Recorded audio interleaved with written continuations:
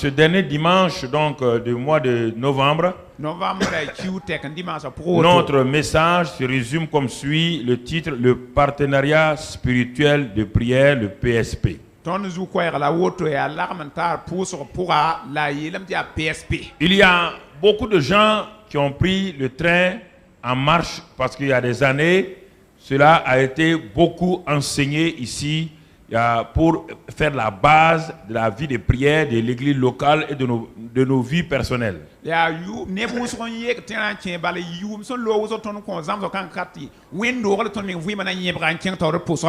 Et nous voulons aujourd'hui reprendre ce message d'une autre manière pour aider les uns les autres à revoir leur vie de prière. Je l'ai dit que une vie chrétienne sans prière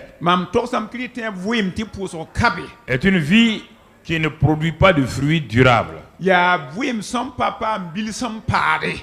Pourquoi Satan est-il si acharné contre la prière?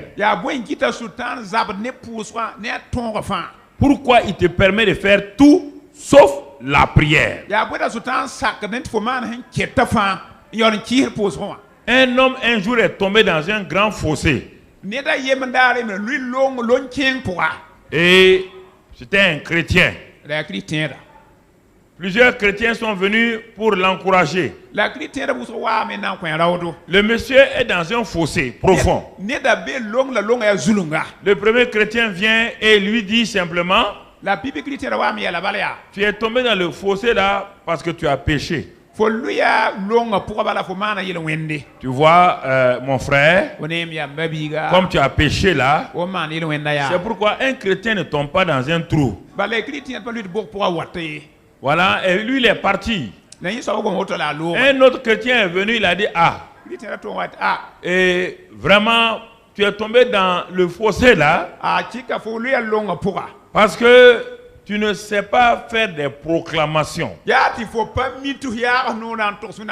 Tu devais proclamer: je ne tomberai jamais, je ne tomberai jamais, je ne tomberai jamais, je ne tomberai jamais.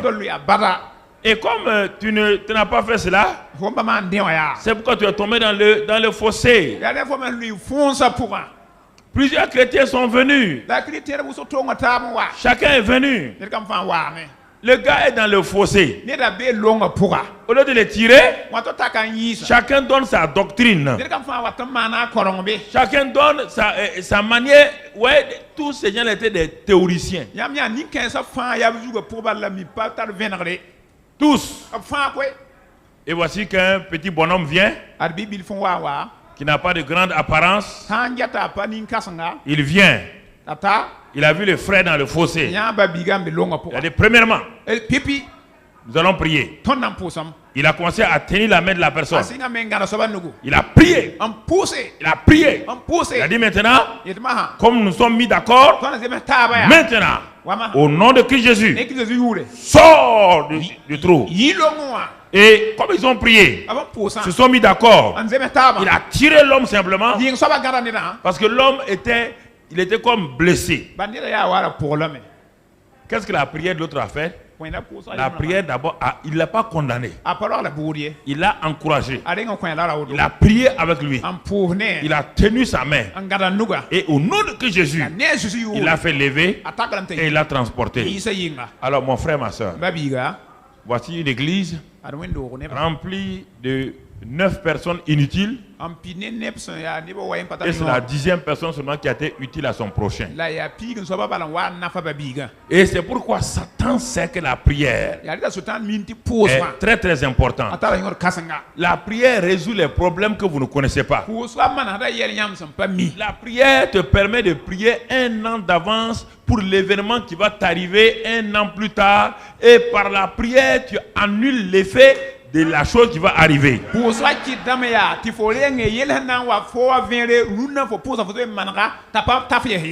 La prière, mon frère, ma soeur, on ne prie pas quand on est dans des problèmes. Tu ne peux plus prier quand tu as des problèmes, c'est trop tard. Parce que tu n'as plus de foi ni de courage quand tu es découragé. C'est pourquoi ta vie de prière quotidienne maintient ta vie spirituelle, ton niveau de vie spirituelle. Et beaucoup de gens aussi plafonnent parce que Dieu a prévu de grandes choses pour eux, mais dans leur vie, il n'y a pas de prière. La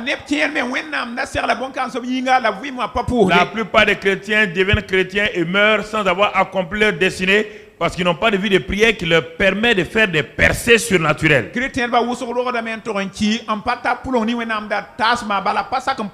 vous ai dit, tout ce que les chrétiens ont, tout le monde peut l'avoir. La richesse, la bénédiction, le titre, tout le monde, les gens du monde ont ça sans prière.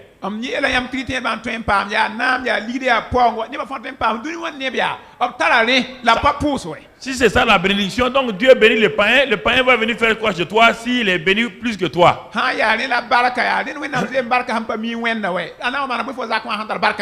Mon frère, ma soeur, quand nous comprenons ces vérités-là, nous commençons à nous attacher au Seigneur. Et ce matin, donc, le partenariat spirituel de prière. Et je vais vous la montrer pour ceux qui n'étaient pas là il y a des années. D'abord, ça commence dans l'église locale. Si on prend l'église locale en prière, qu'est-ce que ça veut dire? Pourquoi on a dit l'église locale en prière? Beaucoup de gens sont venus, ils entendent un certain nombre de vocabulaire que nous utilisons, mais ils ne savent pas d'où ça vient. L'église locale en prière, on a pris des exemples dans la Bible et on a vu que l'église locale était en prière effectivement et voilà les résultats que ça a donné.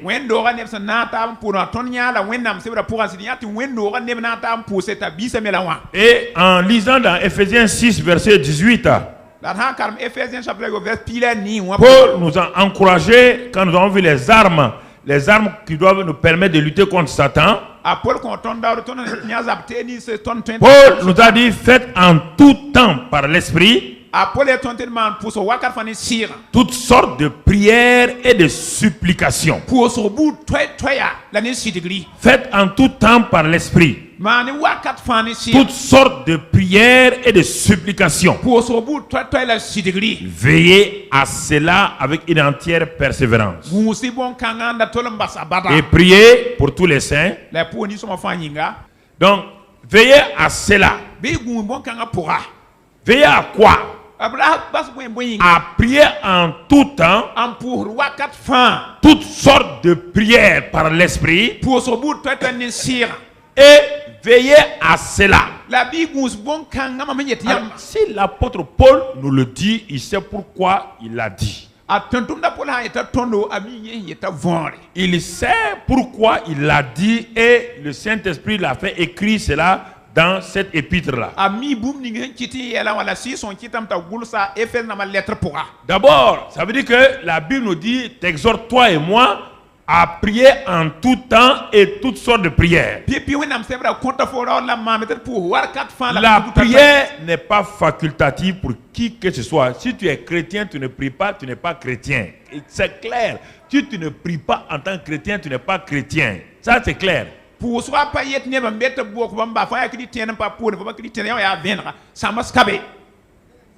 La prière, c'est d'abord communiquer avec Dieu. C'est honorer Dieu. C'est exalter Dieu. C'est dire à Dieu que je dépends de lui entièrement. C'est s'humilier devant Dieu en reconnaissant qu'il est grand, qu'il est la source de tout et que toi, c'est par lui que tu reçois toutes choses. Alors, si tu refuses de prier, tu balayes tout ce que je viens de te dire là du revers de la main. En ce moment-là, entre toi et Dieu, il y a quoi? Il n'y a aucune relation. Ne prenez pas vos pensées pour mettre sur la Bible. Frères et sœurs, faites attention à cela.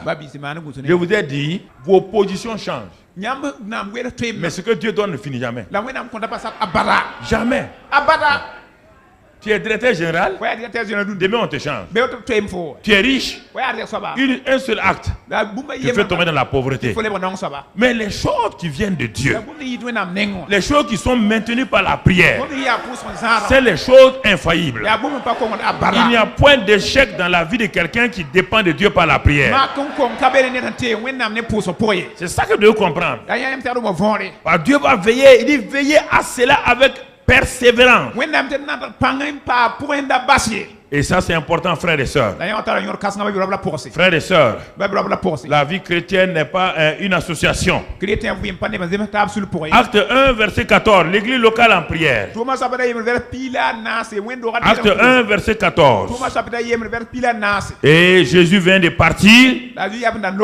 Il laisse 120 personnes, des frères et des sœurs, tous d'un commun accord, persévérer dans la prière. Ils n'ont rien fait d'autre.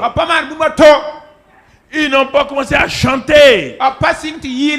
Ils n'ont pas commencé à faire autre chose. Les 120 que Jésus a laissés, ils savaient que le ciel ne sera jamais touché. Le ciel ne s'ouvrira jamais tant qu'ils ne vont pas prier. Ils ont vu leur maître encore, il n'était pas encore disciple de Jésus. Ils l'ont vu quand Jean-Baptiste le baptisait dans le Jourdain. Ils ont vu quand cet homme est sorti de l'eau, comment il a prié, et le Saint-Esprit est descendu, la voix du Père a parlé, et il a été présenté au monde entier. Alors ils ont compris que s'ils veulent le même Saint-Esprit, le Saint-Esprit que Jésus a reçu à travers la prière et qui est réparti au ciel, pour que le ciel s'ouvre sur leur vie, pour que le même Saint-Esprit revienne de la même manière que c'est venu par leur patron, ça doit venir de la même manière par eux. Et ils ont commencé à faire quoi? À prier. À prier. Frères et sœurs, tel maître, tel disciple. Oh, le disciple n'est pas supérieur à son maître. Alors, quelle est ta vie de prière? Tu vois? Ils ont prié 120, y compris la mère de Jésus. La mère de Jésus était une intercesseuse. Elle était là à genoux criant au Père au nom de son Fils. Parce qu'elle était une personne, un être humain. Et elle voulait être remplie du Saint-Esprit. Marie n'était pas une exception mise de côté. Il ne faut pas raconter des histoires sur Marie. Elle était là avec ses enfants. Et le fait que Marie ait des enfants ne diminue en rien sa valeur. Rien. Alors mon frère, ma soeur, elle était en train de prier à la réunion de prière pour que l'église locale commence. Et elle a continué à prier pendant 10 jours. Acte 2, verset 1 et 2. Ils ont prié pendant 10 jours. Acte 1, 2, verset 1 et 2. La Bible dit quoi? Ils étaient tous ensemble dans le même lieu. Le jour de la Pentecôte. Ils étaient tous ensemble dans le même lieu. Quel lieu? Le lieu de la prière. Il n'était pas dans une maison en train de manger. Il n'était pas dans une maison en train de festoyer. Dans une maison, le même lieu de prière où ils étaient depuis 10 jours. Et verset 2. Et tout à coup, il vint du ciel un bruit comme celui d'un vent impétueux. Et il remplit toute la maison où ils étaient assis. Le Saint-Esprit est descendu de la même manière qu'il est descendu sur Jésus. Descendu de la même manière. La prière, le ciel s'ouvre, le Saint-Esprit descend, les remplit. Comme Jésus.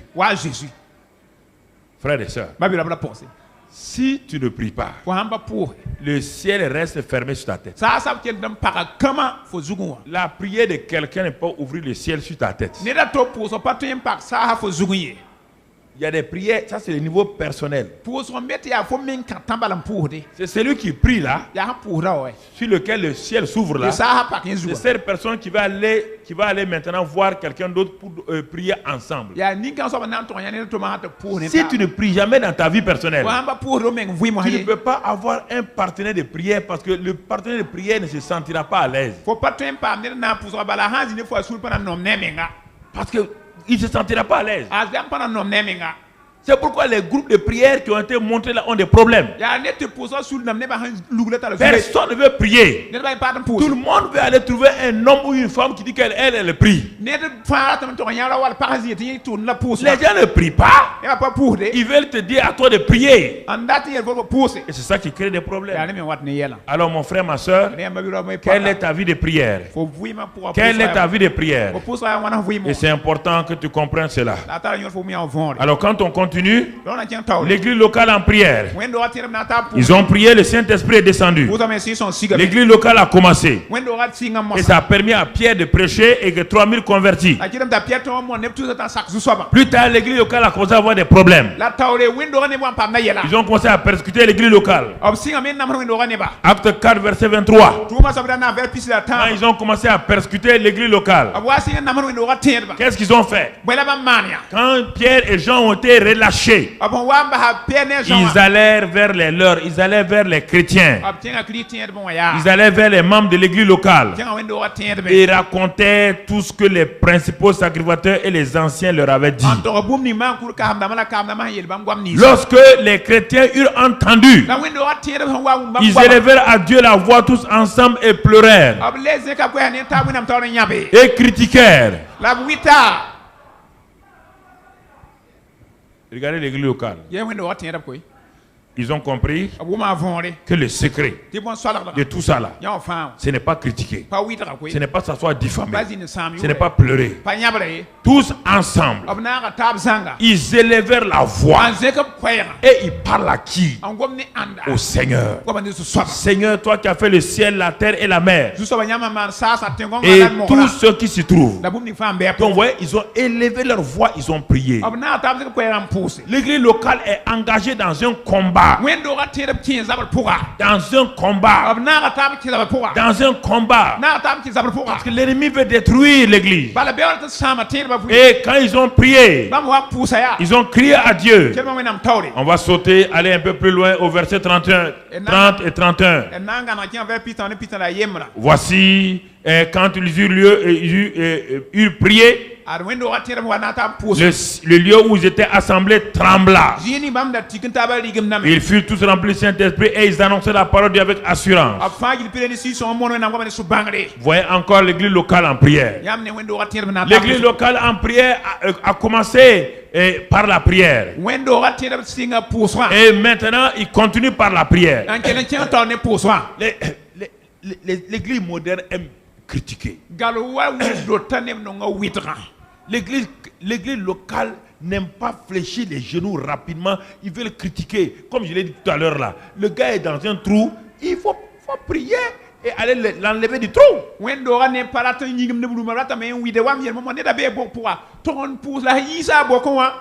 Critiquer, faire des définitions, c'est parce qu'elle est elle n'est pas sainte. Est-ce que quelqu'un est saint ici?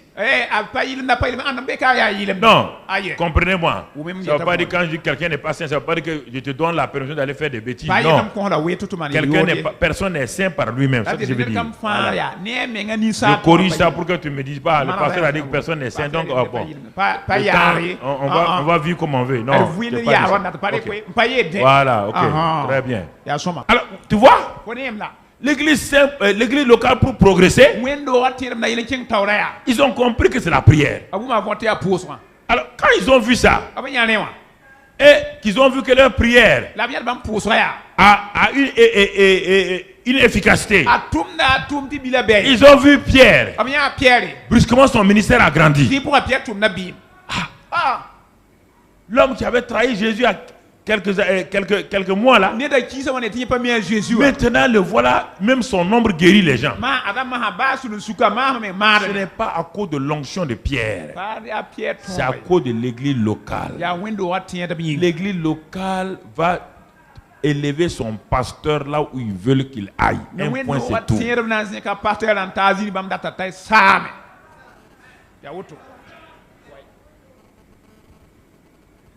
L'église locale moule ses pasteurs, ses responsables par sa prière.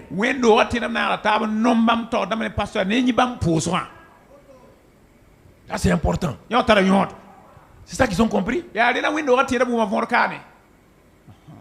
Et ils ont été surpris par la mort de Jacques, le frère de Jacques, Jean. Et quand maintenant, parce que la persécution a continué, l'église locale n'a pas fui, laissez leur pasteur. Maintenant, on a arrêté Pierre pour le mettre en prison, Hérode. Qu'est-ce que l'église locale a fait? Dans Acte 12. Qu'est-ce que l'église locale a fait? Verset 5. Pierre donc était gardé dans la prison. Et l'église ne cessait de critiquer Pierre à cause de ses mauvais actes. L'église ne cessait d'adresser pour lui des prières à...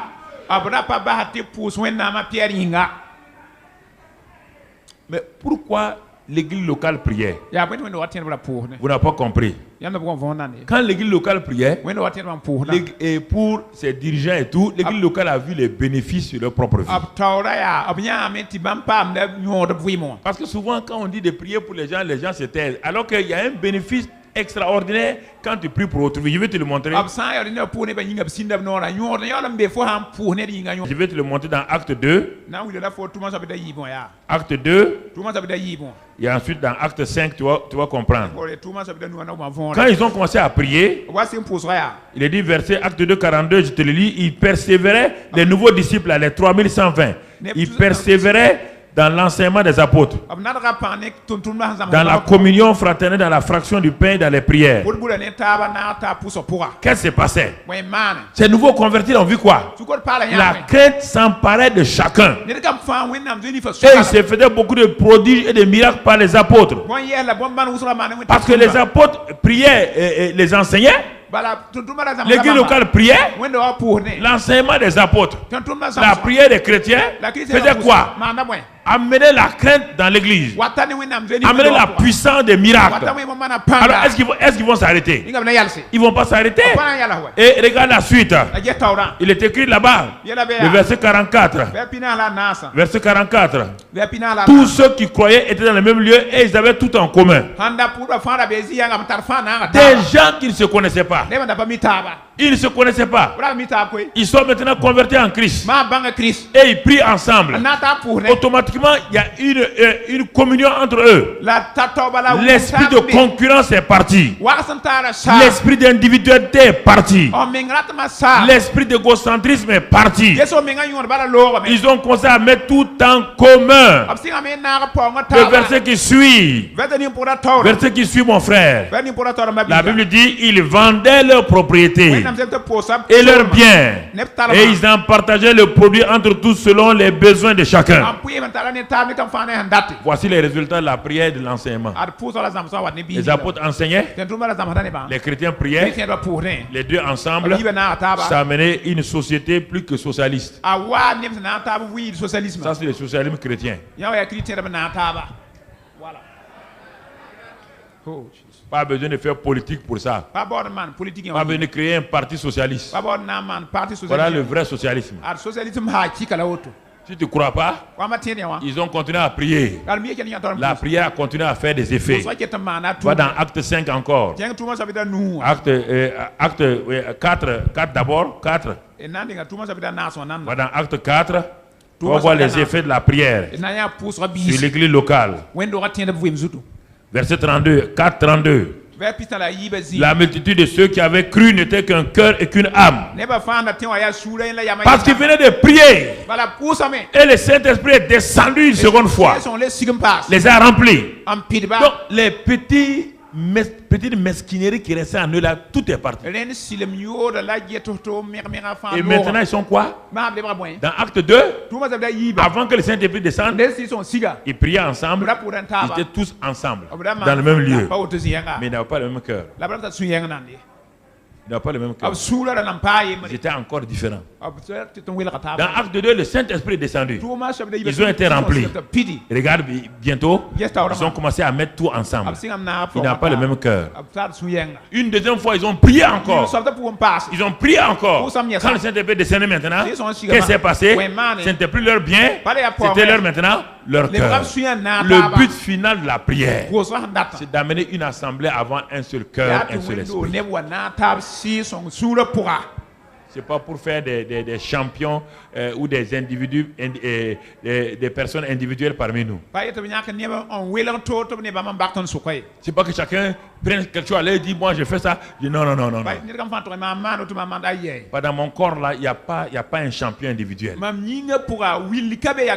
Chaque partie de mon corps est un champion pour sa part. Et utile aux autres. Il n'y a pas un seul membre de mon corps qui est indépendant. Et la compréhension de ça dans l'église locale est très importante. Si nous comprenons ces choses-là, nous commençons à comprendre qu'est-ce que l'église locale. Mais ce n'est pas fini. Un seul cœur, c'est vrai. Nul, à cause de ça, la conséquence, nul ne disait que ses biens lui appartiennent en propre, mais tout était commun entre eux.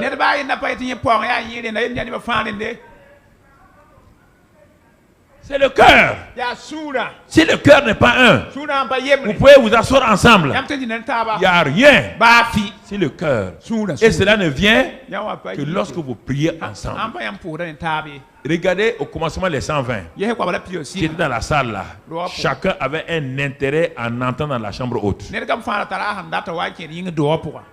Pierre avait des pensées différentes des autres. Parce que lui, il avait trahi Jésus. Il y a tout juste 50 jours. Et il est au milieu d'eux. Pierre tremblait. Marie était là. Jacques était là. Jean était là. Chacun avait un intérêt en entrant dans la chambre haute. Mais quand ils ont commencé à prier, la prière a commencé à renverser les murailles. Tu ne peux pas prier avec quelqu'un et rester insensible et le laisser jamais. Impossible.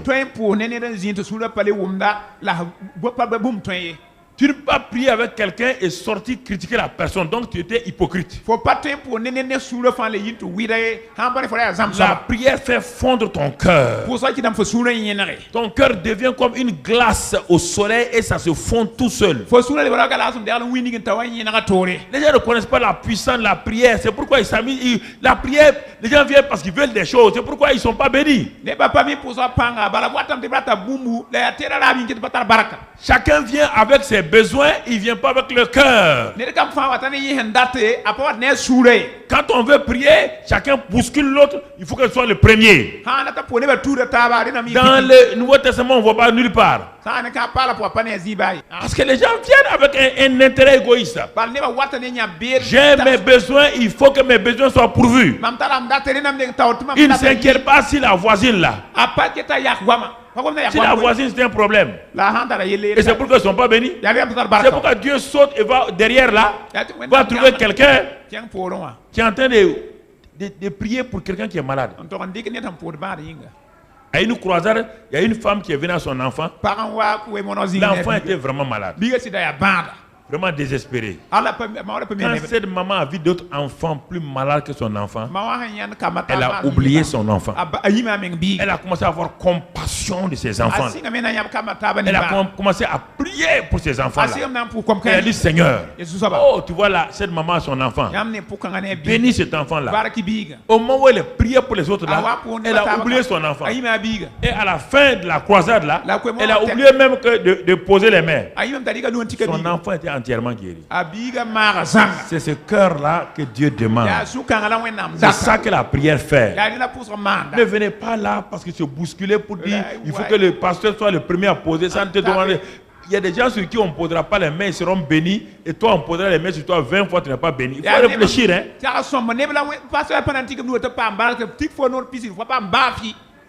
La prière rassemble les cœurs. Quand tu viens dans l'église locale, quand tu pries pour telle chose, prie pour ça. Laisse tomber tes besoins. La Bible dit que Dieu sait ce dont tu as Il sait. Occupe-toi des autres. Occupe-toi des autres. Mais il y a quelque chose dans la pensée moderne de l'Église. C'est-à-dire qu'il y a des intérêts personnels. Il faut savoir prendre soin des autres. Et tu vas voir que Dieu va prendre soin de toi. C'est ça le secret de la vie chrétienne. C'est ça le secret de la vie chrétienne. C'est parce que tes pieds prennent soin de toi, te transportent, qu'à un moment donné, toi-même tu vas prendre soin de tes pieds. C'est important que nous comprenions ces vérités. Donc nous voyons l'église locale ici. Quel résultat ils ont eu et comment ils ont été bénis. C'est pourquoi l'église locale a prié pour son pasteur Pierre. Et Pierre a été libéré par la prière de l'église locale. Et l'église locale a avancé. Les églises les plus puissantes sur la terre sont les églises qui prient. Il n'y a pas des églises qui font du bruit. Les églises qui prient dans l'intérêt des uns des autres. Regarde ta vie, mon frère, ma soeur. Regarde, depuis que tu viens là, tu es tout le temps en train de dire, quand on va prier pour nous, toi, on dit de prier pour les autres. Et quand on dit de prier pour les autres, ta voix baisse. Ta voix baisse. Tu ne pries pas pour les autres. C'est pourquoi, regarde comment les gens viennent et reçoivent et ils s'en vont. Mais à la fin, tu crois que Dieu ne t'aime pas. Dieu t'aime. Mais Dieu ne voit pas ton cœur qui prie pour les autres.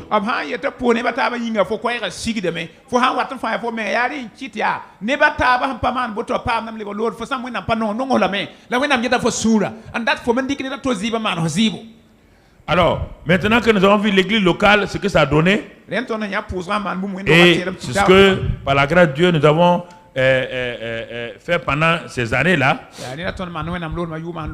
nous allons voir maintenant le partenaire spirituel de prière au niveau individuel et au niveau de deux.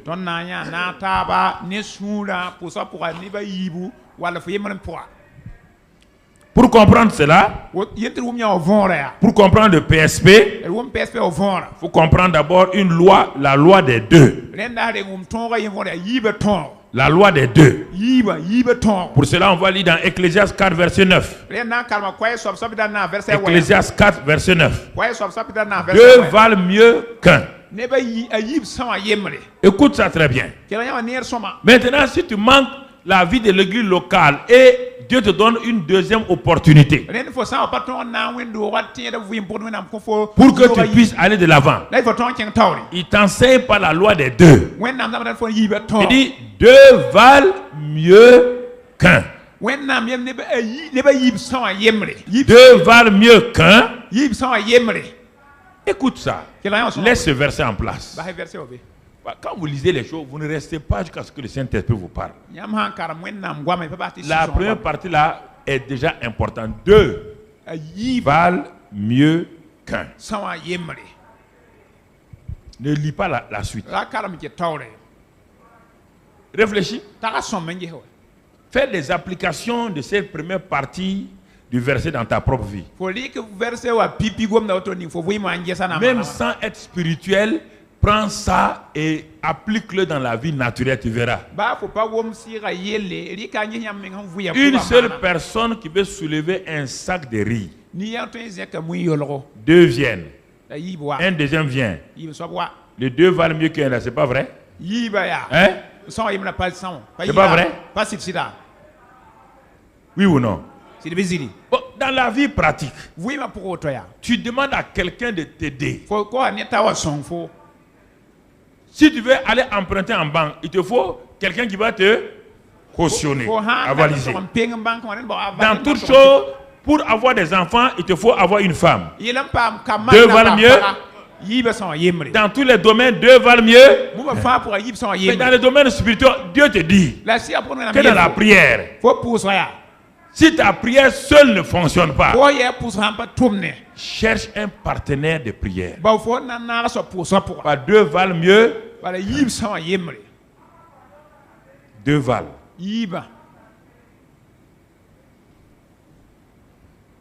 Mathématiquement, 2 est supérieur à 1. 2 est composé de 1 plus 1 égale 2. Dans tous les domaines, 2 valent mieux qu'un. Dans le domaine du mariage, 2 valent mieux qu'un. Dans le domaine de tout, 2 valent mieux qu'un. Et la Bible te dit, dans ta vie spirituelle, tu n'appliques pas cette loi spirituelle. 2 valent mieux qu'un. Il dit, mais ce que tu ne peux pas faire là, ce que ta prière ne peut pas produire là, la deuxième personne avec qui tu vas t'associer là, cette prière va avoir des résultats plus grands que ça.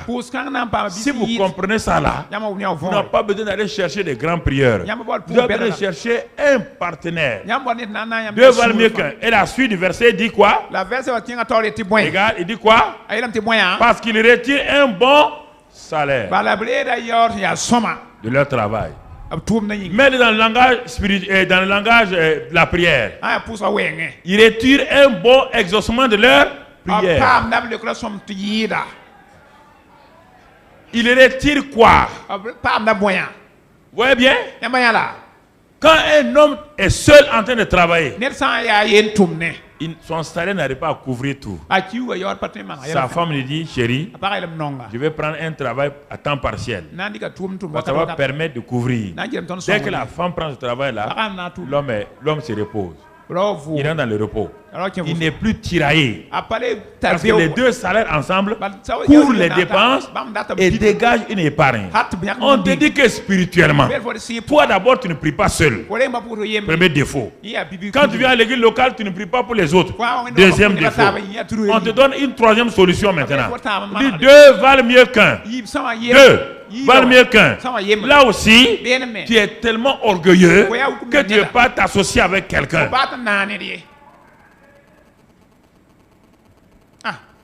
2 valent mieux qu'un.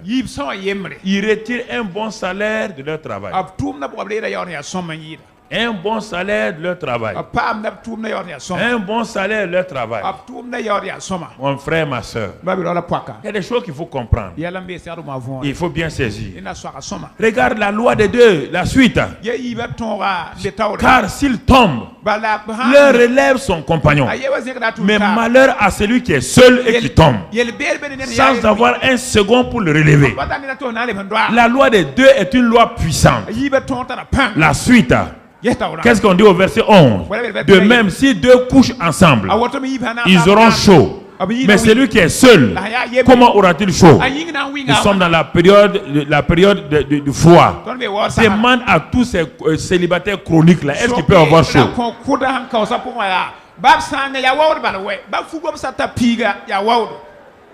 Qu'est-ce qu'ils font?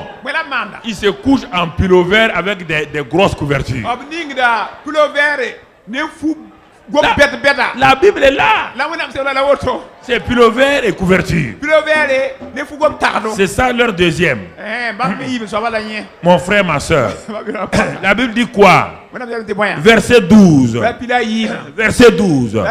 Et si quelqu'un est plus fort qu'un seul, les 2 peuvent lui résister. Et la corde à 3 fils ne se rompt pas facilement.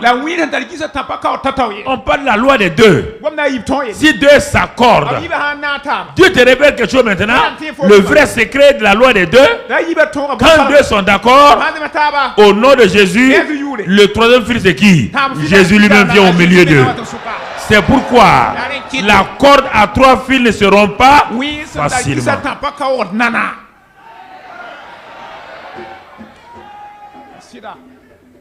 La prière fervente et efficace. C'est la prière, le partenaire spirituel de prière.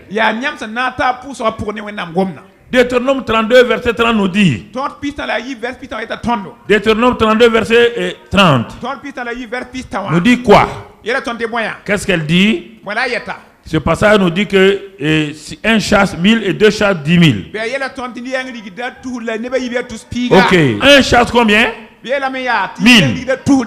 La loi mathématique, c'est un chasse 1000. La loi mathématique, la loi naturelle scientifique, c'est quoi? 2 doivent chasser combien? 2000. Et la loi spirituelle dit un chasse 1000, mais deux chassent. Parce que quand les deux se mettent d'accord, le troisième qui est au milieu vient et il te fait passer de 1000 à 10 000.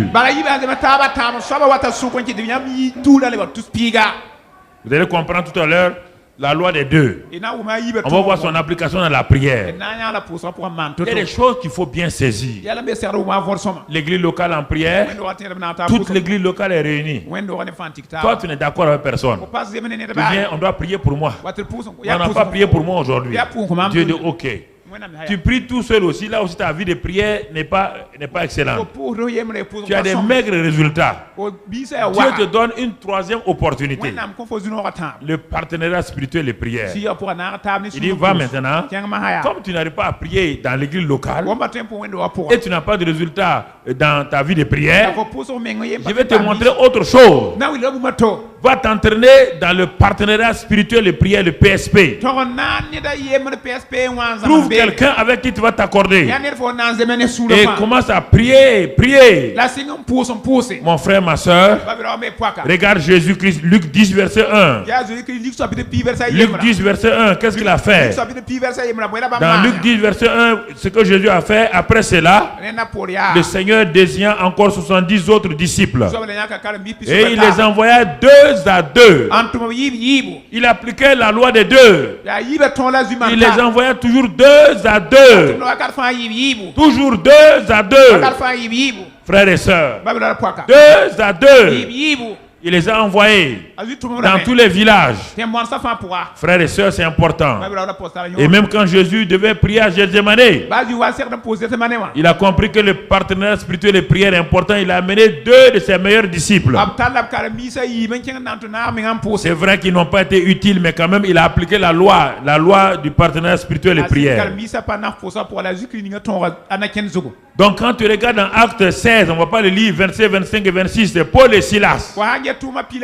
Dans la prison, qu'est-ce qu'ils ont fait? Paul a dit à Silas, s'ils ne nous accordons pas, il ne faut pas que tu regardes à tes douleurs. Moi j'ai de l'expérience, toi tu es un jeune. Tu ne connais pas les épreuves, tu ne sais pas quelles sont les persécutions. Je connais une loi qu'on appelle la loi des deux. Accordons-nous. Parce que si tous les deux on se met à murmurer ici, il n'y aura rien de bon pour nous. Si on se met à se plaindre, il n'y aura rien de bon pour nous. Et il y a des situations comme ça qui sont dans une famille. Et des problèmes dans une famille. Il faut que les deux se mettent d'accord.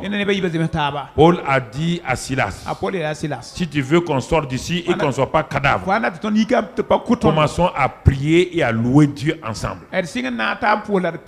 Mettons-nous d'accord. Prions et passons à la vitesse supérieure de la louange. Et on va le voir dans l'adoration de la louange le mois prochain. Qu'est-ce que c'est? Il n'avait aucun instrument. Il n'y avait aucun instrument dans la prison. Aucun instrument. Donc la louange, l'adoration n'ont rien à voir avec d'abord les instruments. Il y a la louange chantée, il y a l'adoration chantée. Ça c'est autre chose. Ça c'est au niveau de l'église locale. Mais comment quand tu vas adorer Dieu, tu vas le louer, tu ne vas pas passer ton temps à chanter. Tu vas comprendre ça dès mardi prochain.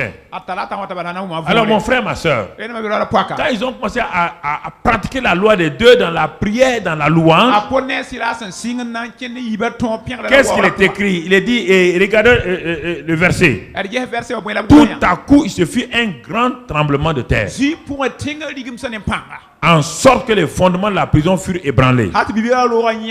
Quand vous pratiquez la loi des deux dans la prière et dans la louange, toute prison qui vous enveloppe, ses fondements sont ébranlés au nom de Jésus.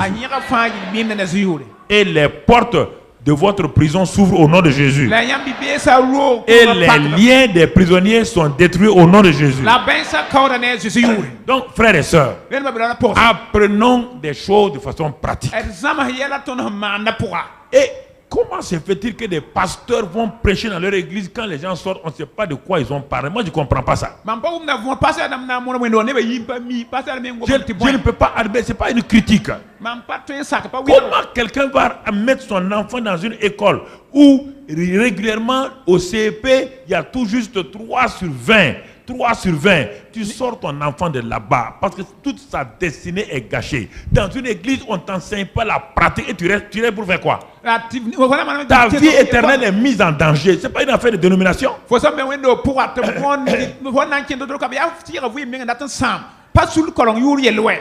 c'est terrible. Et je ne sais pas pourquoi vous regardez un pasteur, un berger, Peul, un mécanicien, un réparateur de frigo. C'est la même chose. On vient te donner le frigo. Toi, tu es tueur de frigo.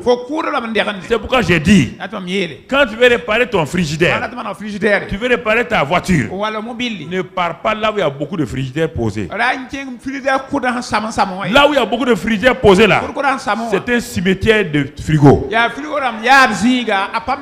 Normalement, un réparateur de frigo, il a un seul frigidaire posé. Et puis c'est écrit réparateur. Tout frigidaire qui rentre fait quoi? Sort. Mais tout frigidaire qui vient est entassé. Et toi tu dis que lui il répare des frigidaires. Tu es parti enterrer ton frigidaire. C'est la même chose pour les garages. Il y a un garage ici. Qui t'a dit un garage? C'est un cimetière de voitures. Il ne comprend pas. C'est la même chose dans une église. Mais moi, jamais, écoutez-moi, ce n'est pas une affaire de dénomination. C'est ta vie, la vie éternelle. Ce n'est pas une affaire de voyage. Hein? Ce n'est pas pour dire je m'en vais à Bobo, je reviens. Toute ta vie éternelle est mise en jeu. Tu pars, le monsieur ne te donne rien à manger. Tu es faible. Satan te maltraite. Ta famille est maltraitée. Tu restes là-bas parce que tu es né dans cette dénomination-là. Tu es un insensé. Tu es un insensé. Écoutez-moi, je vous pose la question. Vous allez chez un chirurgien. Et il y a 10 malades assis chez le chirurgien. Le premier rentre, cadavre. Deuxième rentre, cadavre. Troisième rentre, cadavre. Vous allez faire quoi? Vous allez rester? Vous allez partir? Alors, c'est la même chose, frères et sœurs. C'est la même chose. Pose la question. Il faut que les gens écoutent. C'est logique là. Ma vie éternelle. Tu vas mettre ma vie éternelle en danger parce que je suis né dans la dénomination. Je m'en fous. Je m'en vais. Ah non, non, non. Je refuse. Je refuse. Frères et sœurs. Ah, c'est important. Important que tu comprennes ces vérités. Important que tu comprennes ces vérités. Alors, frères et sœurs, la loi des deux. Tu comprends? Jésus envoyait 2 à 2. Et la loi des deux, mon frère, quand on regarde la vie d'Abraham, au moment où Abraham a commencé à monter, il a commencé à avoir des succès. Dieu est venu poser un problème à Abraham un jour. Il dit à Abraham, je suis descendu pour voir Sodome et Gomorrhe.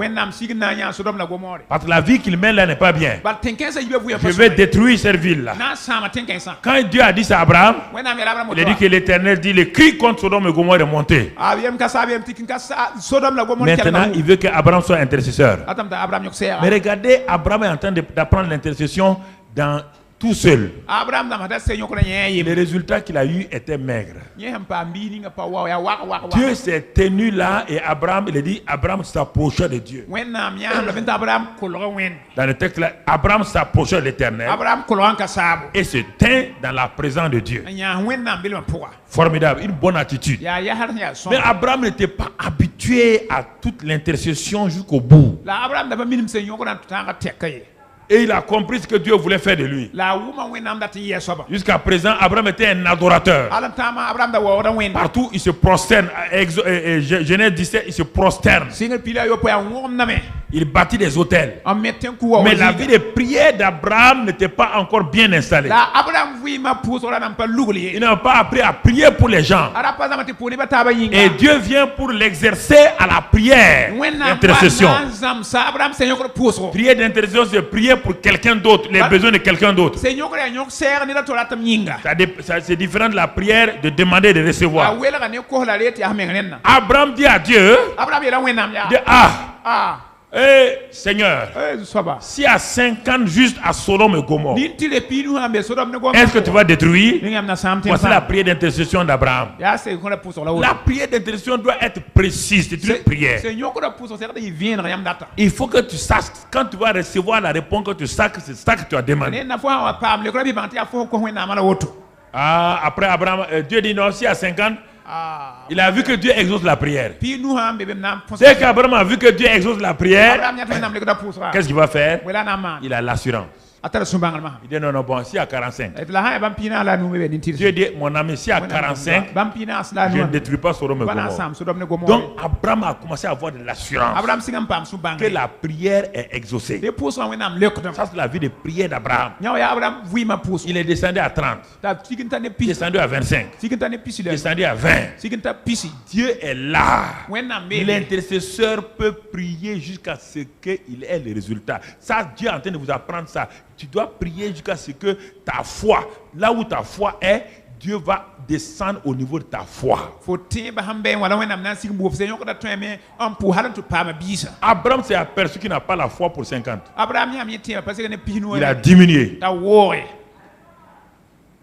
Dieu dit qu'il ne vous donne pas, la preuve que Dieu dit qu'il ne vous donne pas des épreuves qui dépassent votre foi.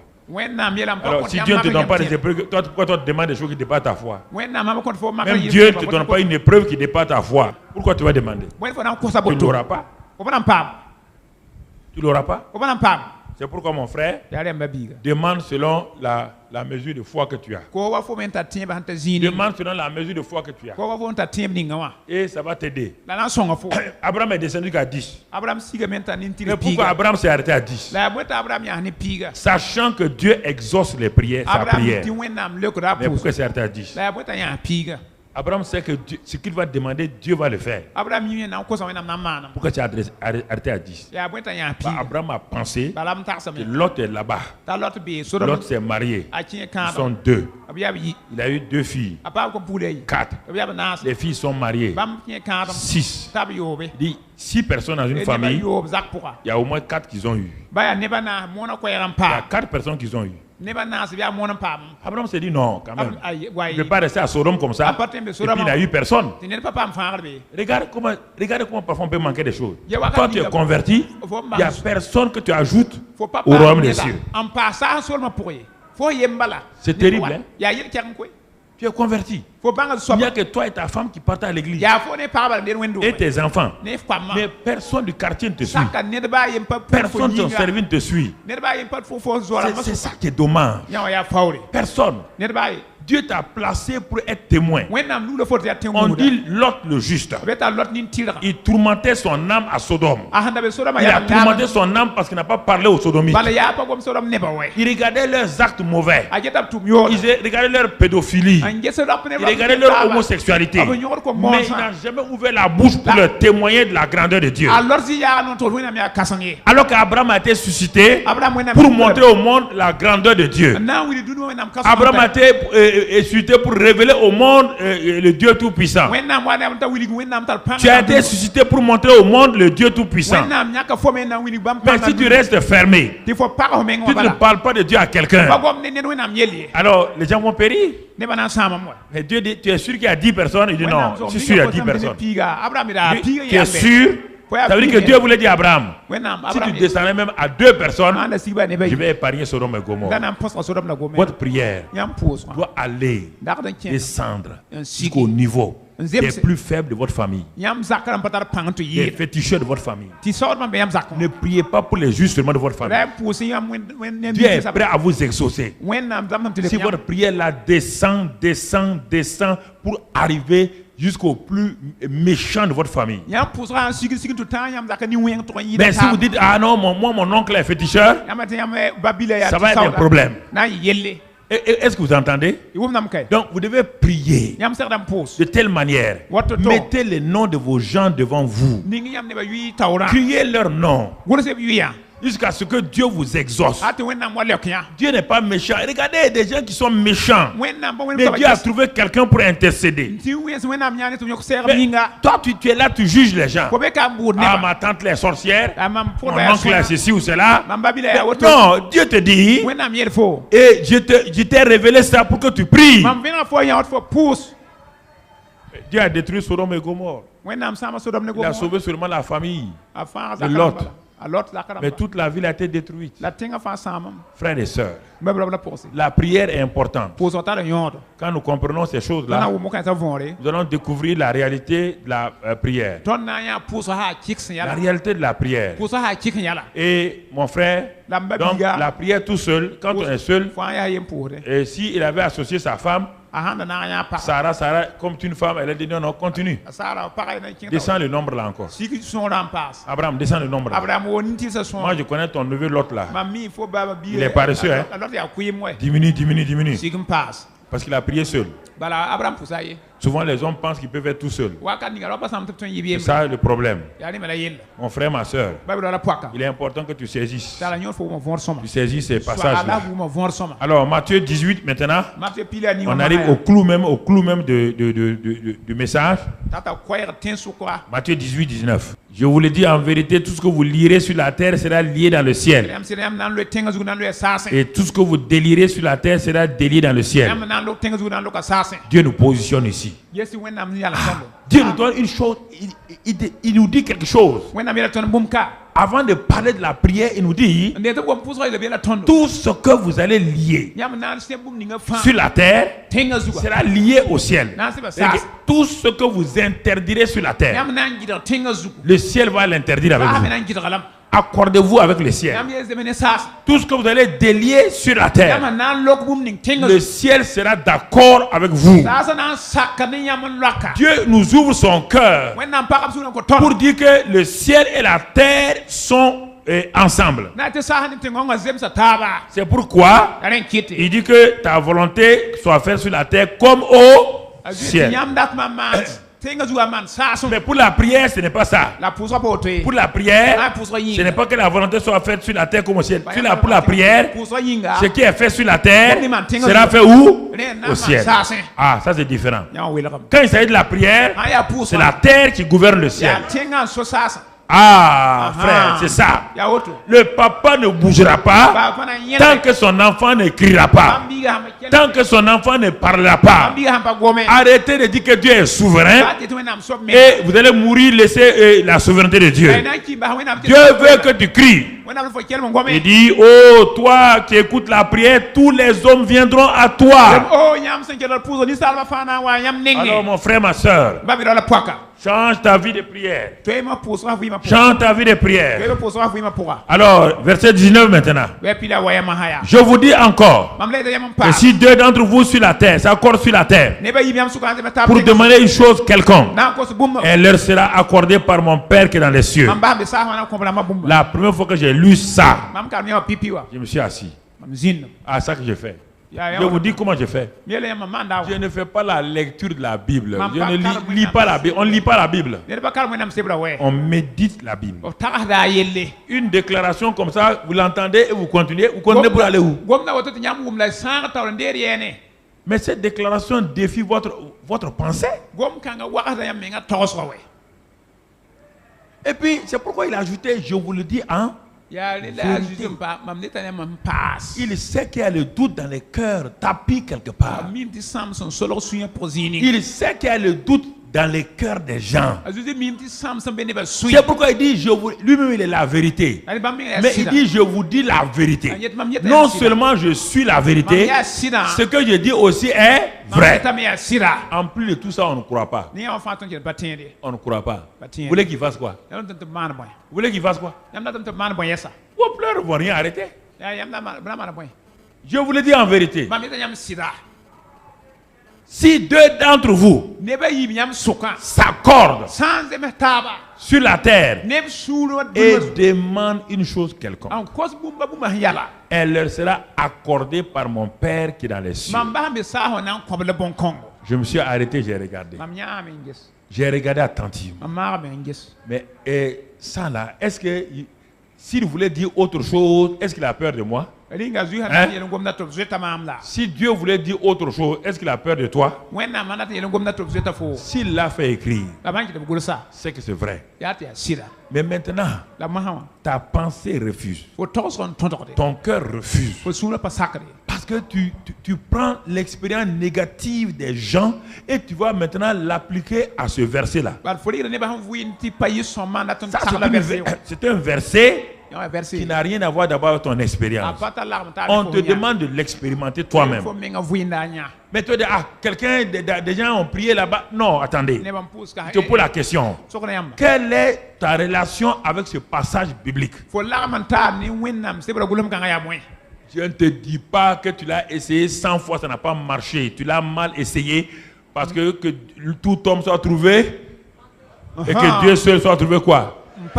Tout homme soit trouvé menteur et que Dieu seul soit trouvé. Ce passage-là, tu n'as qu'à faire n'importe quoi. Tu n'as qu'à dire n'importe quoi. Ce passage est vrai. Si toi tu dis que tu as prié, ça n'a pas marché, tu es menteur, menteur. Un point, c'est tout. Tu es menteur, menteur. Tu es menteur, mais quoi? Mais tu viens faire quoi ici? Tu viens faire quoi dans l'église là? Va danser le Goumbé. Va danser Goumbé. Toi tu viens dans l'église. Tu ne crois pas ce que Dieu dit. Tu perds ton temps. Tu perds ton temps. C'est pas un club. On n'adhère pas ici, c'est pas un club ésotérique. On n'adhère pas ici là. Vous comprenez? Non. Il faut qu'on soit courageux. C'est pas un club. Un club de gala où on s'habille, on vient en cravate, on vient. Non. Ici, mon frère, ma soeur, c'est une affaire de cœur. Ou tu crois, ou tu ne crois pas. Il n'y a pas autre chose. C'est ton cœur. Il s'assoit, il te dit, je vous le dis en vérité. Moi, c'est une insulte à Dieu. Quand Dieu parle, vous ne croyez pas ça. Parce que vous avez telle expérience. Votre expérience, c'est quoi? Vous êtes des menteurs. Je suis menteur. Je suis menteur. Si deux s'accordent, il prend les termes, prend chaque terme. On n'a pas dit deux prix. Non. Si deux personnes s'accordent,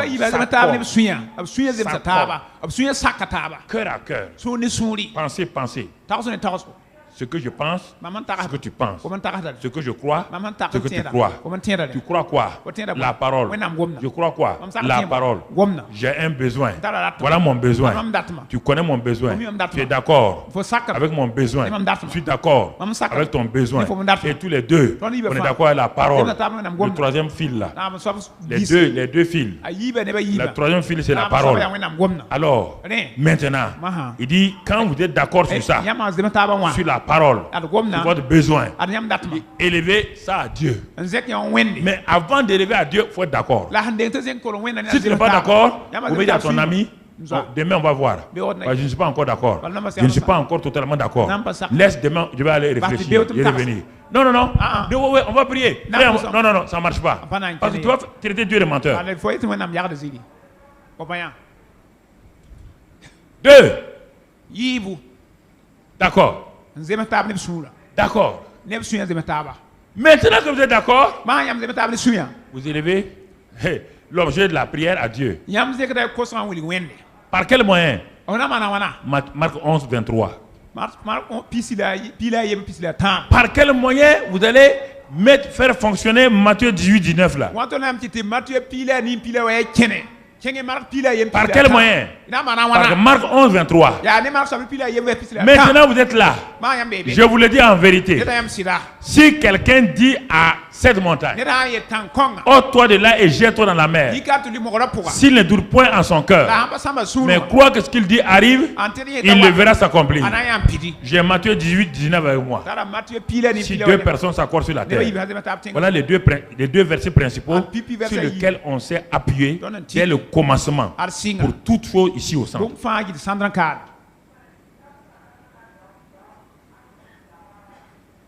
Si deux d'entre vous s'accordent sur la terre et demandent une chose quelconque, elle leur sera accordée par mon Père qui est dans le ciel. Donc, vous êtes où? Sur la terre. Dieu est où? C'est pourquoi il a dit que tout ce que vous lirez sur la terre sera lié au... Regardez comment Dieu est correct. Tout ce que vous allez lier sur la terre sera lié au ciel. Donc la terre ordonne pour la prière, la terre affecte le ciel et le ciel répond.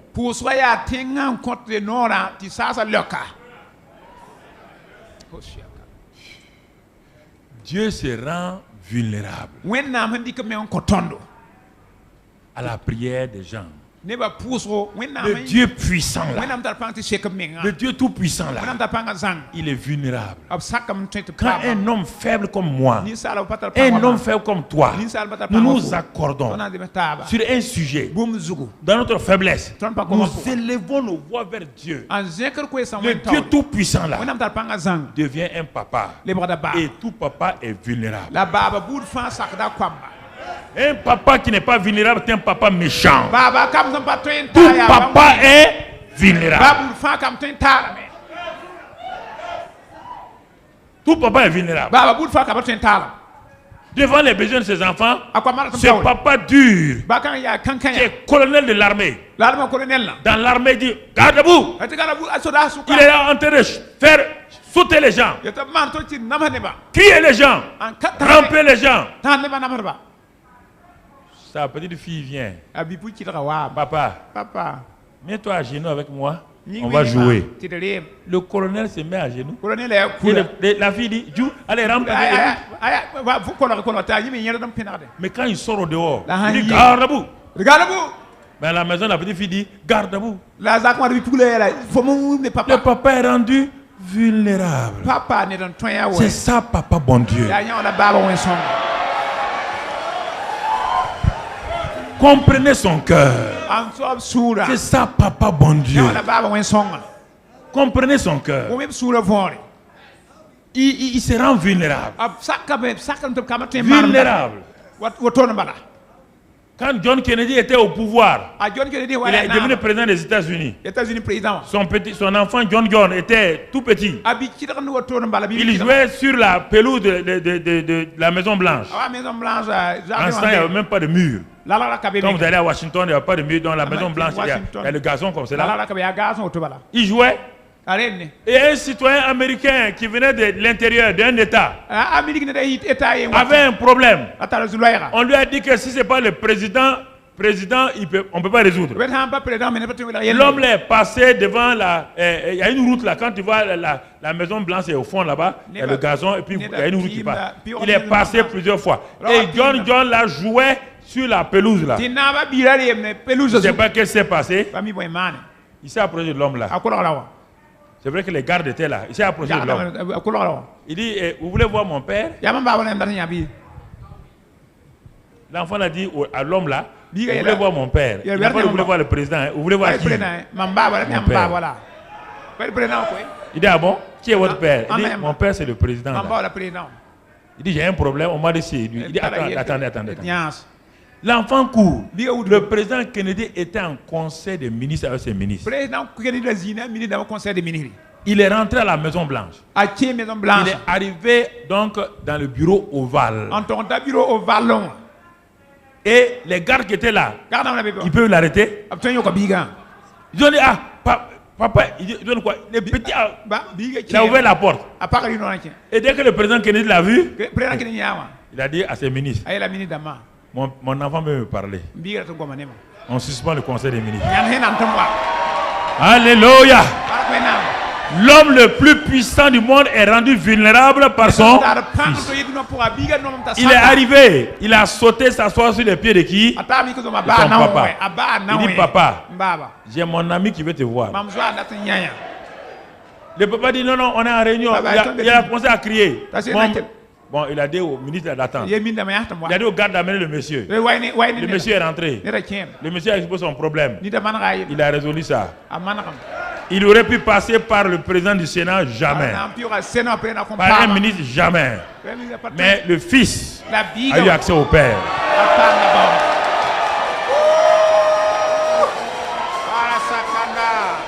La prière de tout fils a accès au Père. Ayez cette confiance en vous. Ne vous méprisez pas comme des misérables, comme des malheureux. Vous êtes un fils.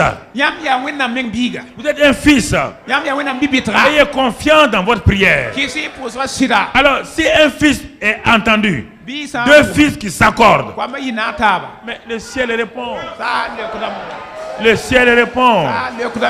J'ai dit que le ciel vous répond.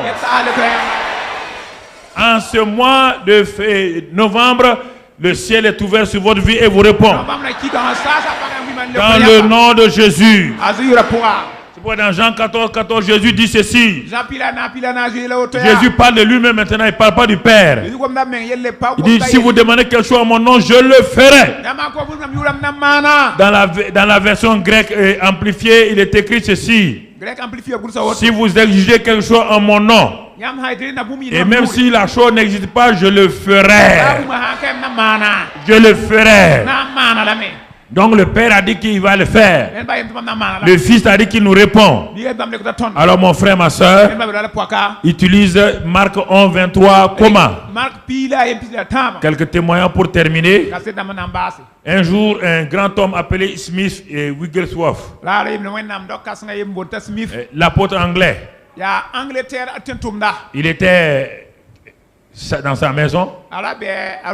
Il a reçu un coup de fil d'une dame pour lui dire que de venir l'aider vraiment, il y a un problème avec son mari. Bon, l'apôtre n'a pas répondu le même jour. Il a attendu quelques jours et puis il est parti chez la femme.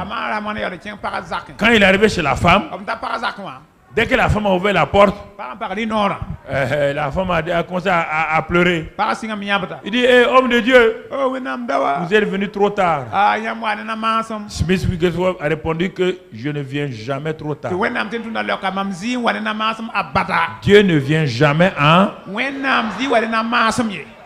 Dieu ne vient jamais en... C'est ça.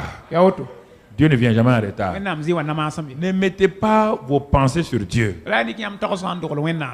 Dieu aurait dû venir hier. Quand Jésus est arrivé au tombeau de Lazare, là, il est venu en retard. Marthe a dit qu'elle est venue en retard. Est-ce que Jésus a accepté? Marie a dit, si tu avais été là, est-ce qu'il a accepté? Il a dit, je suis là. Maintenant, oui ou non? Frères et sœurs, laissez tomber vos expériences négatives. C'est ça qui vous crée. Vous êtes malheureux, vous n'êtes jamais content. Mais vos erreurs ne changent pas Dieu. Parce que vous dites, si Dieu était comme ça, si Dieu n'est pas comme ça, il faut aller ailleurs, va adorer le diable, laisse-moi tranquille. Si Dieu n'est pas ce que moi je dis là, sors, va adorer le diable, adorateur de diable partout. Va adorer le diable. Comment tu vas venir adorer quelqu'un dont tu n'es pas confiant, tu doutes de lui, son caractère. Comment moi je vais marcher avec toi, tu doutes de mon caractère? Comment je vais marcher avec toi? Jamais. Quand même.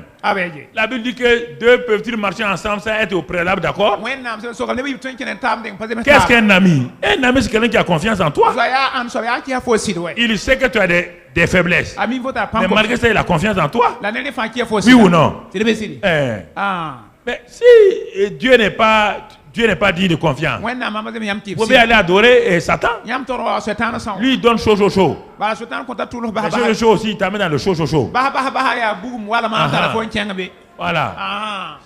Non, il faut qu'on parle clairement. Vous savez, ce n'est pas une affaire de parti politique. Ce n'est pas une affaire d'association. C'est une affaire de vie éternelle. Il ne faut pas flatter les gens. Et ils vont aller en climatiseur et se réveiller dans la chaleur de l'enfer. Non, non, non. Ça, jamais. Il a dit, madame, vous m'avez appelé pourquoi?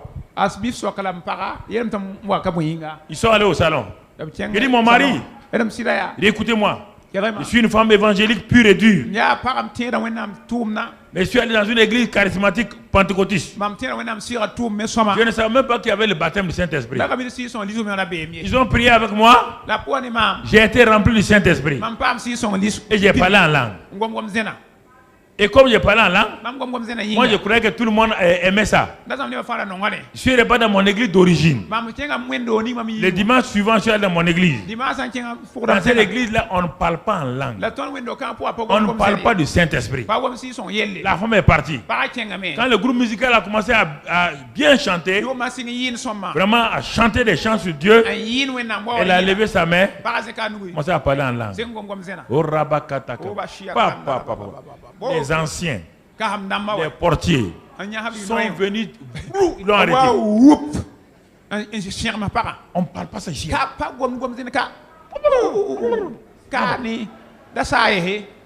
Et à la fin du culte, ils ont dit à son mari, si ta femme n'arrête pas de parler en langue, on va l'excommunier. Le mari arrive à la maison fâché. L'orgueil masculin. Puisqu'il fait partie du comité. Il dit à sa femme, tu arrêtes cette bêtise-là. Tu choisis entre le parler en langue et moi. Entre le Saint-Esprit et moi. Ma femme a répondu à son mari, je t'aime beaucoup, mais je choisis le Saint-Esprit. Il dit quoi? Tu choisis le Saint-Esprit. Tu as 10 jours. Je te donne 10 jours.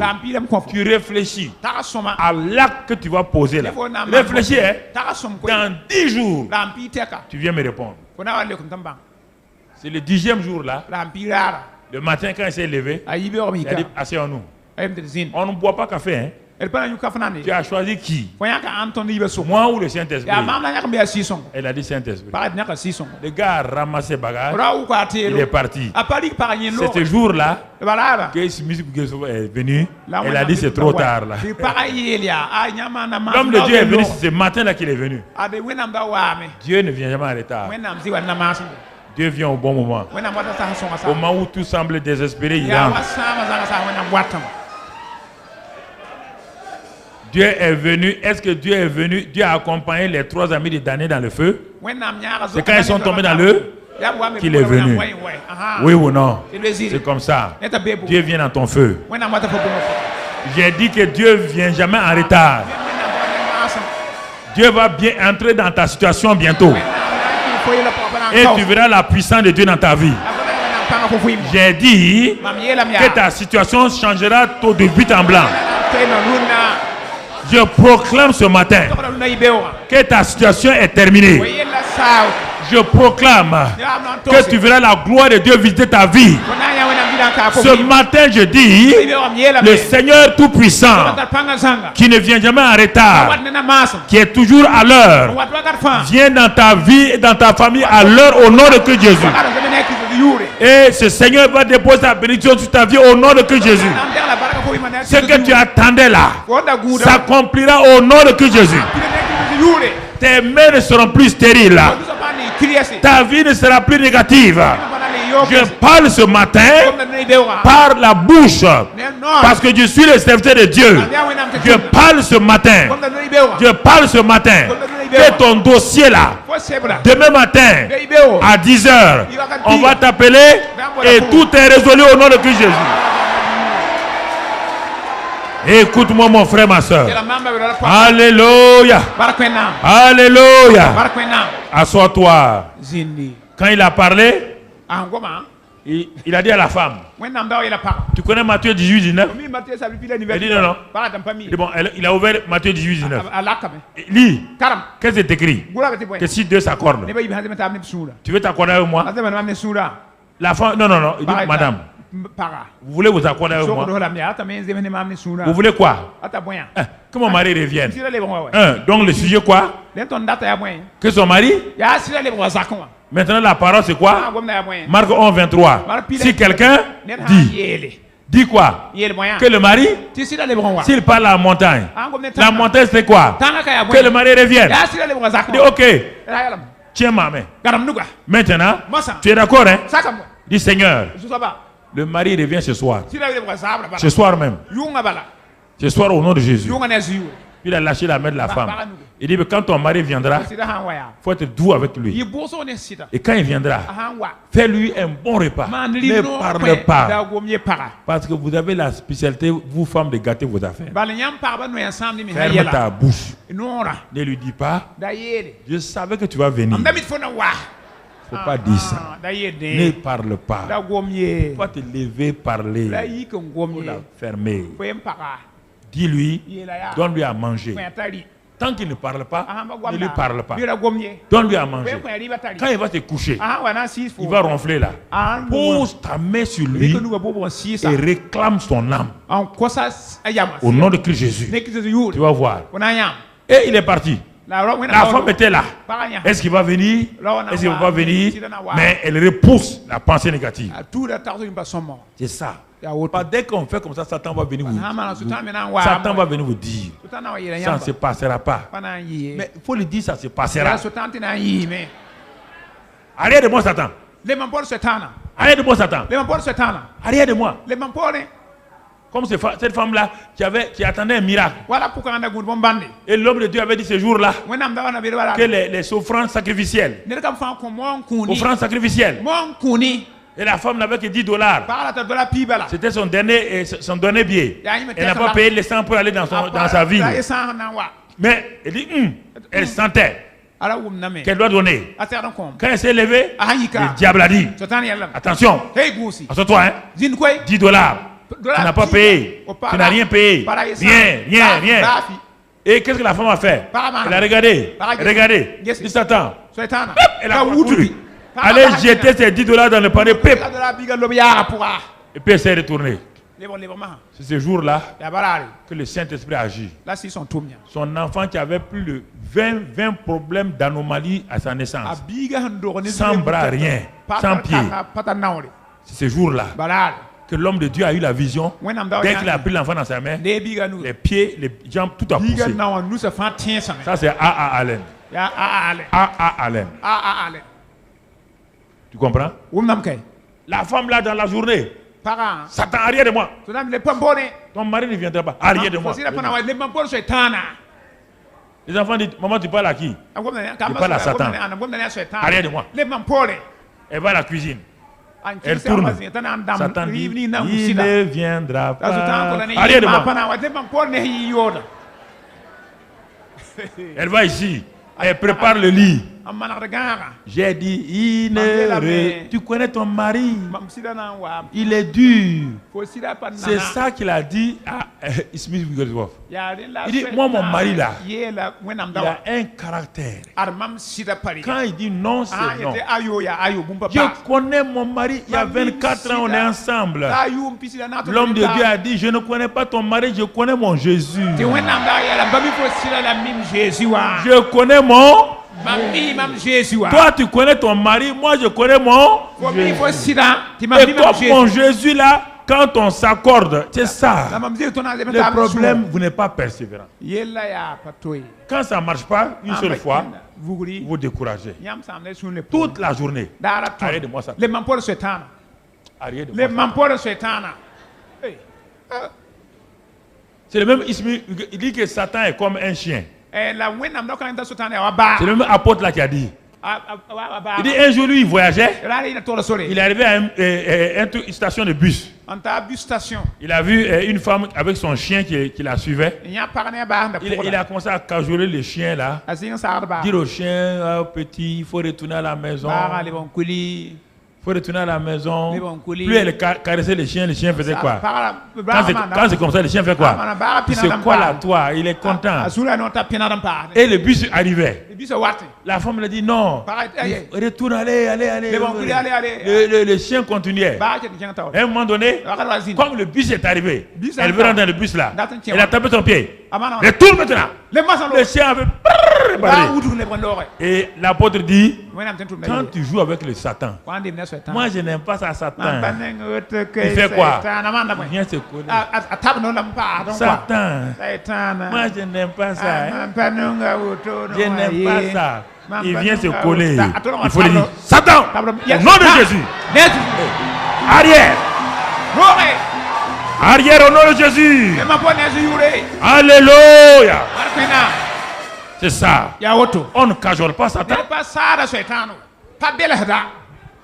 Et à minuit, on sonne à la porte. La femme est partie ouvrir. C'est le mari qui est là. Elle a accueilli. Lui a donné à manger.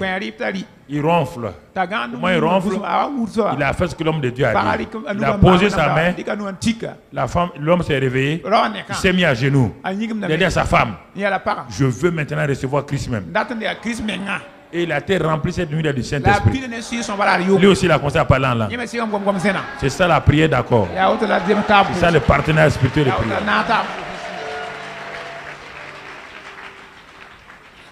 J'enseigne ça à Koulouba des gens. Depuis Koulouba, j'enseigne ça. Il y a des femmes qui ont fait ça. Deuxième témoignage. Toujours dans ce sens, le partenaire spirituel de prière. C'est un vieux fermier qui un jour a vu un jeune évangéliste qui est venu dans leur village. Le vieux fermier là croyait à Matthieu 18. Et il est pas demandé au jeune évangéliste là. Il dit, tu crois toute la parole de Dieu? Le jeune là dit, oui, je crois. Le jeune n'avait pas encore expérimenté la puissance de Dieu. C'est un jeune évangéliste qui commence son ministère. Le vieux lui a dit, tu crois toute la parole de Dieu? Le jeune a dit, oui. Le jeune a dit, ok. Il a ouvert dans Matthieu 18, 19. Il dit, ça là, tu crois? Depuis des années, moi, je cherche quelqu'un, un pasteur qui croit à ce passage. Je n'ai pas encore trouvé. Le jeune a lu, il a regardé. Si Dieu s'accorde, demande pour quelqu'un. C'est fort, hein? Ouais, il a dit au vieux là. Quel il croit? Le vieux dit, tu crois? Enfin, Seigneur, j'ai trouvé quelqu'un. Il a pris les mains du jeune prédicateur. Il a dit, on va s'accorder. Tu es d'accord, hein? Il dit, oui, on va s'accorder. Depuis longtemps, j'ai dans ma ferme, mon gérant, je fais tout pour lui parler du Seigneur. Il ne se convertit jamais. Je veux que tu t'accordes maintenant. Mon gérant, sa femme et leurs 2 enfants, ce soir, je vais les inviter à ta réunion. Accorde-toi avec moi que tous les 4 seront sauvés. Tu crois ça? Ah, le petit a dit, oh. Il dit, oh, amen. Il dit, ok. Merci Seigneur. Enfin, j'ai trouvé quelqu'un. Quand le petit a lâché la main du fermier, il a passé une nuit blanche. Le diable dit, demain tu auras honte. Tu auras honte. Toute la nuit, il roule dans son lit. Il chasse les pensées. Toute la nuit. Le lendemain matin, à l'heure de la réunion, quand il est parti pour commencer la réunion, les gens sont venus. Ils ne voient pas le vieux fermier. Satan te a dit, il t'a vu, hein? C'est la honte pour toi. C'est la honte. Le vieux fermier n'est même pas venu. Au moins, il était en pleine prédication. Il voit le vieux fermier rentrer. Et il voit 4 personnes. Le vieux les amène vers les rangées de devant. Le jeune l'a prêché. Il a lancé l'appel. Lancé l'appel. Personne ne bouge. Les 4 là sont assis, regarde. Le jeune là, il lance l'appel au salut. Il ne bouge pas. Maintenant, il voulait plaider. C'est comme si il voulait dire pardon, il faut venir. Il continue. Le vieux fermier, lui, il est assis tranquille. Il dit pour le vieux fermier, il n'y a pas de problème. Mais le petit là, c'était chaud. En dernière minute, maintenant, il a parlé. Il a lancé un dernier appel. Le dernier enfant s'est levé. Venez s'agenouiller. Sa grande soeur s'est levée. Venez s'agenouiller. La maman est sortie. Venez s'agenouiller. Le mari a regardé le vieux fermier. À gauche, à droite. Il s'est levé. Venez s'agenouiller. Donc, les quatre. Et le vieux fermier a dit comme ça. Quand la réunion est finie, il vient trouver le jeune évangéliste. Il dit, tu es d'accord? Maintenant c'est mon voisin. Et le jeune dit, même si l'homme là disait que le ciel n'a qu'à descendre, il est d'accord. Parce que les voisins, il les a amenés, convertis. Il a commencé tout le quartier là. Pendant que les jeunes étaient là-bas, chaque jour il vient. Et les jeunes disent que si le vieux là, il disait, demain, la lune va venir se convertir, lui il croit. La prière, le partenariat spirituel de prière, c'est de trouver quelqu'un qui croit ce que vous croyez, qui accepte de s'accorder avec vous et de demander la chose. Ce sont les choses que nous avons appliquées. À Bobo. Et Gustave est là. On est parti à la campagne. On a demandé 100 personnes. Quels sont ceux qui ont compté les gens? Viens là. On a demandé 100. Quand j'ai fini de prêcher au stade, la première réunion, il n'y avait pas beaucoup de gens. Au stade de l'amitié, il n'y a pas beaucoup de gens. Mais on croyait que tout le monde est chrétien. Donc quand on regardait naturellement, il ne peut pas avoir 100 nouveaux convertis parmi ces gens-là. Mais on a demandé le matin, on a demandé le soir. Et nous sommes partis au stade de l'amitié en disant qu'il y aura 100 personnes. Le diable m'a dit, tous ces gens-là sont chrétiens. Regarde leur visage. Quand on chante, tout le monde tape les mains, tout le monde. Mais il n'y a pas un visage non chrétien. Est-ce qu'il y a un visage chrétien et un visage non chrétien? Mais le diable m'a fait croire que, regarde le visage là, ce n'est pas le visage non chrétien.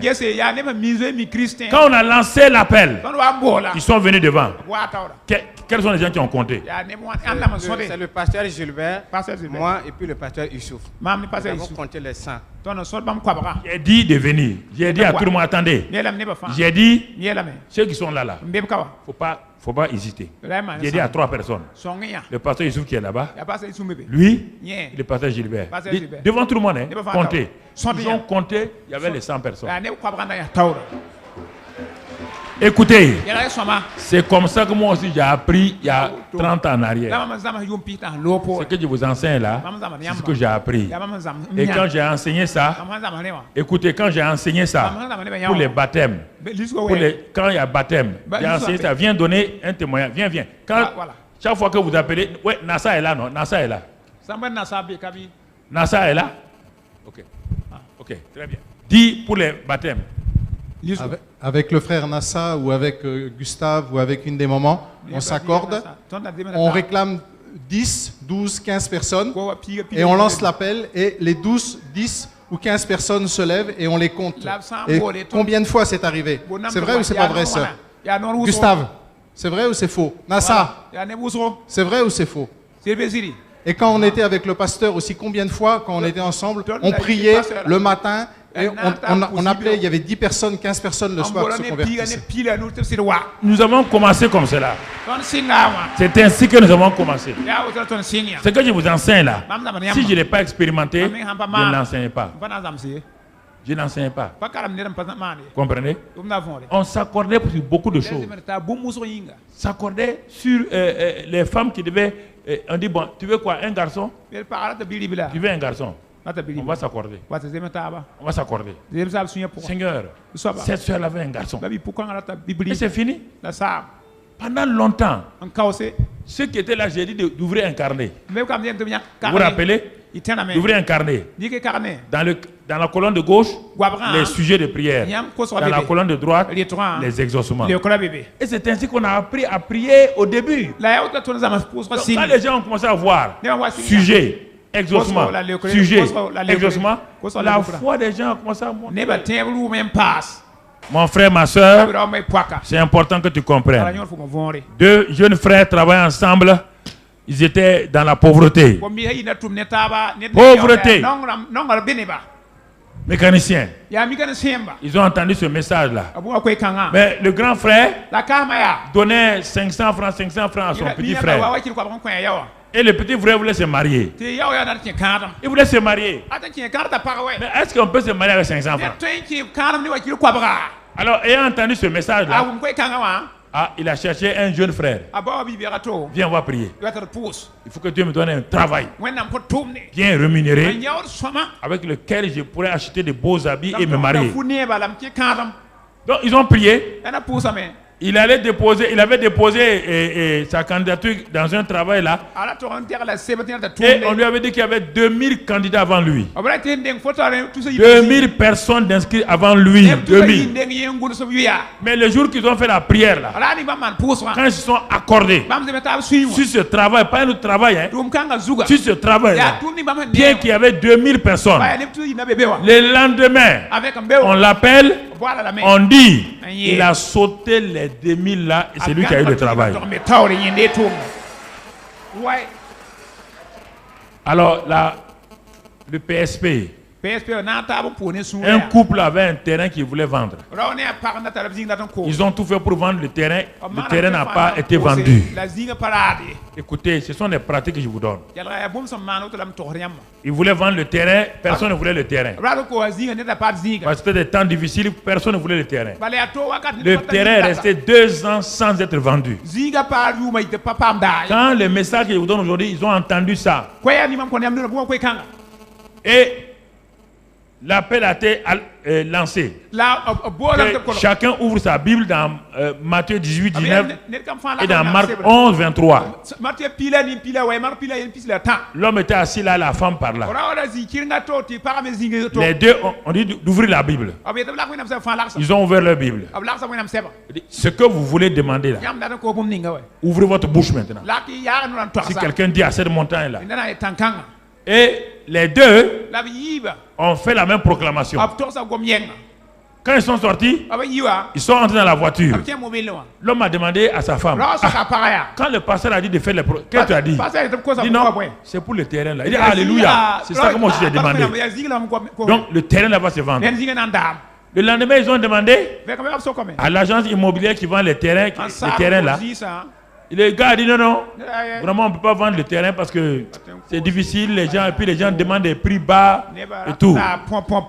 Mais il y a quelqu'un qui avait demandé il y a 2 ans et qui était intéressé par le terrain, allez-y le voir. L'homme a dit à sa femme, je m'en vais vendre le terrain là. Il est parti, il a trouvé le monsieur. Il a dit, mon terrain là qui est à côté de vous, est-ce que ça vous intéresse? Le monsieur dit, ça m'intéresse toujours. Et le propriétaire a donné son prix. Le monsieur a dit, aucun problème. Il a payé le terrain cash. Écoutez, ce que je vous dis c'est ce matin là. C'est ça. Trouver un partenaire de prière. Même si vous êtes marié, vous et votre femme, vous pouvez être des partenaires dans les affaires familiales. Mais vous pouvez aussi trouver une chrétienne ou un chrétien pour d'autres sujets. Ça soit au téléphone ou ça soit vis-à-vis. Je ne sais pas, mais trouvez un partenaire. Un partenaire et vous dites, bon, mon frère, on va se partager des sujets. Prenons l'engagement de ne jamais dévoiler nos problèmes les uns par les autres. C'est un secret entre nous. Ce que je vais entendre de toi, je ne vais pas le dire à quelqu'un. Ce que tu vas entendre de moi, tu ne vas pas le dire à quelqu'un. Si vous entendez sur ça et vous commencez à prier, Dieu va vous aider. Et si vous avez un carnet et les sujets principaux, vous les inscrivez là-bas, colonne de gauche, et exaucement colonne de droite. La date de l'exaucement. Alors vous allez voir que quand la première prière est exaucée, deuxième, votre foi va monter. Mais vous priez au hasard, Dieu prie, et tu oublies ce que tu as demandé. Mais quand la solution vient, l'exaucement vient, tu es au courant? C'est pourquoi Abakou dit quoi? Il dit la prophétie là, écrit là, sur une table, lis-la couramment, attends-la, elle s'accomplira. C'est ça. Il faut que tu aies un carnet secret. Toi et ton partenaire, accordez-vous sur ça.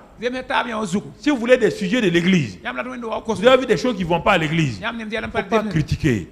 Dites, viens mon frère, on va prier ensemble.